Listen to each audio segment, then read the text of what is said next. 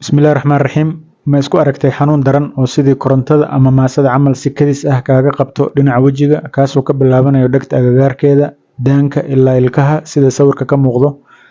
Xanuunkaas oo ilbiriqsiyo ama daqiiqado ku hayn kara, kuguna kaco markaa wejiga dhaqaysid, wax ruugaysid, afka kala qaadaysid ama cadaysanaysid. Haddii jawaabtu haa tahay, casharkan adigoo kugu socda ee ka faa'iidayso lana wadaag bulshada. Magacaygu waa Dr. Mahdi, waxaan ka mid ahay dhakhaatiirta ka howlgasha isbitaalada East End. Ciladan waa mid aad ugu badan bulshada, weliba badanaa aan ku arko dumarka da'doodu ka weyn tahay 50 sano. Waxaa afka qalaad lagu dhahaa trigeminal neuralgia. Waa cilad ka dhalata dareensidaha wejiga qaabilsan oo dhaawac gaaro. Waa xanuun aad u daran oo markuu qofku qabto uu dareemayo in wax lagu dhuftay oo kale, taasuu qofku la gambanayo isagoo daanka gacanta ku celinayo inta xanuunka uu hayo.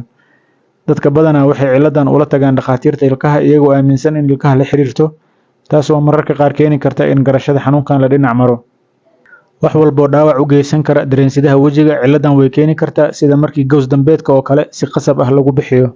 Ciladan waxaa lagu xallin karaa kaniiniyo loo qaato, taasoo xakameynayso dambaalada korontada ah ee neerfuhu sii deynayo. Fadlan dhakhtar la xiriir si lagaaga daaweeyo ciladan haddii aad la nooshahay.